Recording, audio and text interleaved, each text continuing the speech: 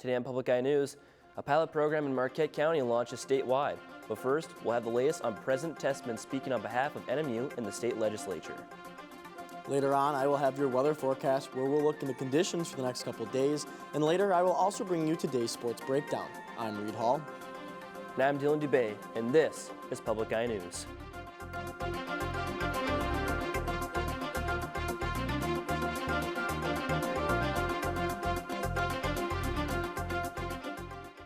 NMU President Brock Tessman appeared before the House Appropriations Subcommittee on Higher Education and Community Colleges, highlighting the university's projected third consecutive year of enrollment growth.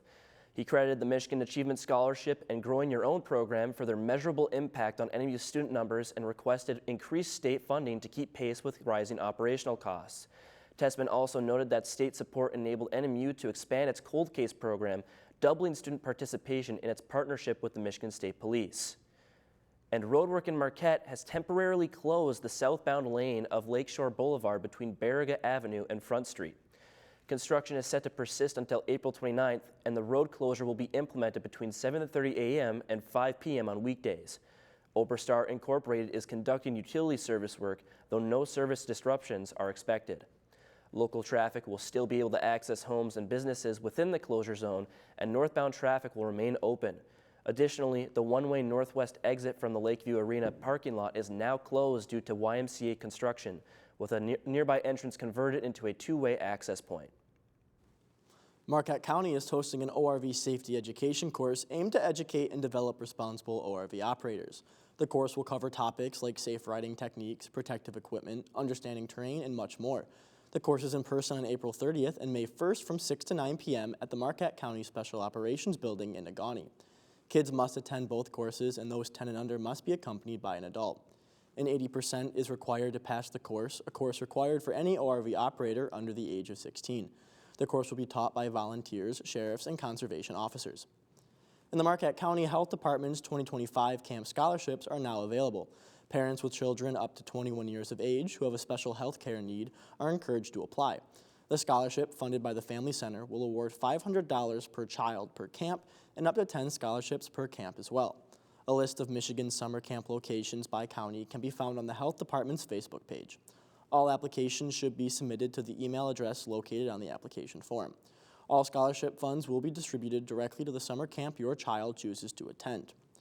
And Upers, get ready to go fishing. Walleye and northern pike season opens Thursday, May 15th for all UP waters, while trout season opens this Saturday. Possession season for bass opens statewide on Saturday, May 24th. If you're itching to hit the waters early, walleye and pike season opens downstate starting this Saturday, April 26th as well. The Michigan DNR would like to remind anglers to take the time to decontaminate before moving rivers or streams to prevent the spread of harmful species. Anglers should also verify their fishing licenses are up to date, with the new season starting back on April 1st. The 2025 annual fishing license is valid through March 31st of 2026. And in Washington, D.C., President Trump hinted that he may be opening to lower the 145% tariff on China. This comes as CEOs are warning about supply chain issues. Natalie Brand has the latest from the White House. Do you think he'll listen to you? President Trump is meeting with Norway's Prime Minister this afternoon as the White House tries to make as many trade deals as it can in the coming weeks. We'll be talking about trade and other things, and I think we're going to come to a conclusion very quickly. The administration says it's spoken to 90 countries so far, but there are mixed messages over the status of talks with China. Well, they had a meeting this morning, so I can't tell you. It doesn't matter who they is. We may reveal it later, but they had meetings this morning, and we've been meeting with China. China's Ministry of Commerce said any claims about the progress of China-U.S. trade negotiations are groundless as trying to catch the wind and have no factual basis. CBS News has confirmed the CEOs of Walmart and Target privately warned President Trump that his tariff policy could disrupt supply chains and potentially result in empty shelves in coming weeks. The ripple effects are already starting to show. Prices are going up, markets are reacting, international partners are pulling back. Arizona's Attorney General and 11 other states have filed a new lawsuit alleging the president exceeded his authority in imposing the tariffs. The White House has defended its policy, arguing the U.S. trade deficit is a national emergency. Natalie Brand, CBS News, the White House. Now let's head over to Reed with your weather report. Thank you, Dylan, for that. I'm here this time with your Public Eye weather update. If we start behind me at the Academic Mall, the clouds have moved in a little bit. There's still some sun out there, not too much activity going around here on campus today. If we look towards the UP now, starting up in Houghton where it's 48 and mostly cloudy. Ironwood is seeing a lot of sun. They're at 48. Our warmest temperatures are down in Iron Mountain where it's sunny and 56. And in Menominee, it's 49 and cloudy. If we take a look towards the east side of the Upper Peninsula, Escanaba is at 52. They're mostly cloudy. Manistee is also mostly cloudy at 53. The Sioux is cloudy at 42. And back here in lovely Marquette, it is 44 and cloudy. Taking a closer look at our current conditions, the winds are out of the north-northeast at 12 miles an hour, and our barometric pressure is 30.27 inches and rising. Taking a look into the night, rain will move in. We'll have a low of 37. Winds will be out of the north at 7 miles an hour, and our moon phase will be a waning crescent. Taking a look towards tomorrow, the rain will continue. We'll have a high of 40, a low of 36, and our winds will be north at 15 miles an hour.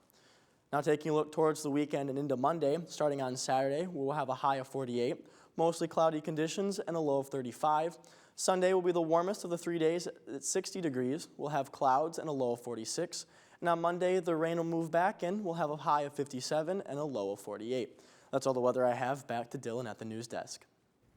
Thank you for that weather report, Reed. It's nice to see those warmer temperatures start to come out and that snow start to melt as we head into the latter half of this spring season. And now don't touch that dial. We'll be back after this short break. Graduates of Northern Michigan University, we are so proud of you for this major accomplishment. Congratulations, you did it!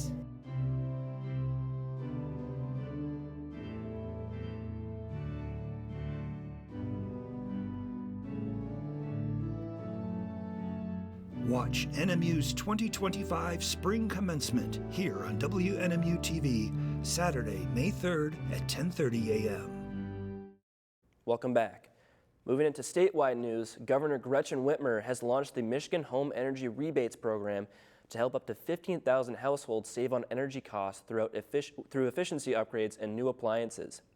Administered by Eagle, it could offer up to $34,000 in rebates per household, prioritizing those earning below 80% of their county's median income. The program includes two components: home efficiency rebates for insulation and heating improvements, and home electrification and appliance rebates for high-efficiency electric appliances. Funded by $211 million from the Federal Inflation Reduction Act, it also aims to support good-paying jobs in energy and construction sectors. Following a successful introduction in Marquette County and Holland, the rebate program is now rolling out statewide to help more families live in warmer, quieter, and more energy-efficient homes. And Michigan leaders are raising alarms after the surprise closure of the Region 5 Head Start office in Chicago, which oversees early childhood programs in Michigan and 5 other states. U.S. Senator Gary Peters and colleagues warn the move will disrupt operations for the state's 620 Head Start centers, jeopardizing services for over 27,000 children and potentially forcing staff layoffs or center closures due to funding delays. The announcement comes amidst reports that the president's proposed federal budget includes eliminating Head Start entirely, an outcome advocates say would devastate Michigan's families, economy, and future workforce. Head Start supports working parents, provides vital health care and nutrition services, and employs more than 8,600 people across Michigan. Senator Peters and other government leaders are urging swift public action to protect this decade-old program from vanishing. And overnight, Russia launched a deadly new attack on Ukraine's capital. This comes amidst disagreements of terms for a ceasefire. CBS News foreign correspondent Holly Williams has more. Take a look. Russia killed Ukrainian civilians again last night, hitting residential areas, according to Ukrainian officials. At least 9 people lost their lives. Diplomacy won't work here, said Oksana Bilazir. There simply aren't words to express what a monster Vladimir Putin is. But President Trump said yesterday that he's not taking sides. I have no favorites. I don't want to have any favorites. I want to have a deal done. In the more than 3 years since Putin started this war, the US has supported Ukraine with over $100 billion in aid. But now the White House says the president's patience is wearing thin as he pushes a peace plan that reportedly involves excluding Ukraine from NATO membership, freezing the fighting close to the current front line and recognizing Crimea as part of Russia. The Russians seized Crimea by force the first time Putin invaded in 2014. Ukraine's President Volodymyr Zelensky says officially recognizing Russia's occupation would be against his country's constitution. In February, the US briefly suspended military aid to Ukraine after this fiery meeting at the White House. You don't have the cards right now. The fear in Ukraine is that if President Trump doesn't get what he wants, the US could permanently cut off its help. The Trump administration's peace plan reportedly also includes relief from sanctions for Russia. Some fear that rewarding Vladimir Putin with economic help and territory could encourage him to invade Ukraine again in the future, or even target other countries. Holly Williams, CBS News, London. Now back over to Reed for your Public Eye Sports Report. Thank you, Dylan. Starting things off right here at NMU, where the women's golf team is set to compete at the GLIAC Championships this weekend. Teams will play 18 holes on both Friday and Saturday to determine the top 4 teams to compete in match play. The winners of the semifinals Saturday night will play for all the glory on Sunday. The Cat 6 representatives will have a tough hill to climb as the GLIAC holds the 2nd and 4th best teams in the region, GVSU and Ferris State. Since 2001, Finlay is the only team other than GVSU or Ferris to have won the conference, doing so in 2017. The Wildcats finished 6th at the championships a season ago, finishing plus 71 when it was all said and done. You can follow live scoring on Scoreboard for both stroke and match play. And Merry Draftmas to all who celebrate, as tonight will kick off the first round of the 2025 NFL Draft. This year's draft will take place in nearby Green Bay, Wisconsin. The draft is set for 8 p.m. with the Tennessee Titans set to make the first selection. Miami quarterback Cam Ward is a popular name thrown around to be taken off the board first. Michigan standouts Mason Graham and Colston Loveland should hear their names early tonight as well, as both are consensus top 10 prospects. The Green Bay Packers are slotted to pick at 23, and the Detroit Lions are set to make their first-round selection at pick 28. Lions fans should know to let Brad Holmes cook, as he's hit on nearly all of his first-round selections since joining the front office prior to the 2021 draft. And bouncing it over to basketball, where the Detroit Pistons are set to host their first playoff game since making the move to Little Caesars Arena. The series is all knotted up at 1 apiece after the Pistons escaped Madison Square Garden with the Game 2 win.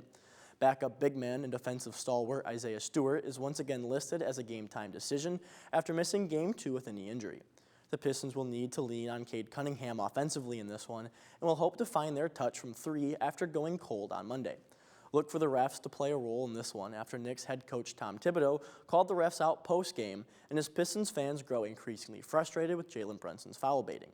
Tip-off is at 7 p.m. tonight. That's all I have for sports. Now we'll be back after this short break.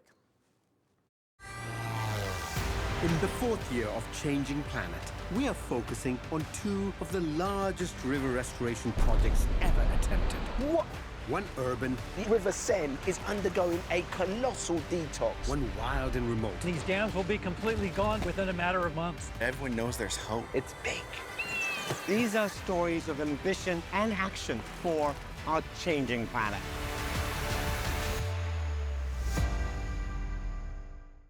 Thank you for that sports report, Reed, and welcome back to the desk. Now, Merry Draftmas. I mean, I know you're a Lions fan. Hopefully, what are you looking for? What do you hope the Lions pick up tonight? You know, I'm really hoping for some sort of edge rush, maybe some some offensive line depth. I know you're a Packers fan, so we're obviously not going to be rooting for each other tonight. You know, I'm hopeful that the Packers will miss on their first-round selections. Yeah. But that's all the time we have for Public Eye News. I'm Dylan Dubé. And I'm Reed Hall. And we'll catch you next time.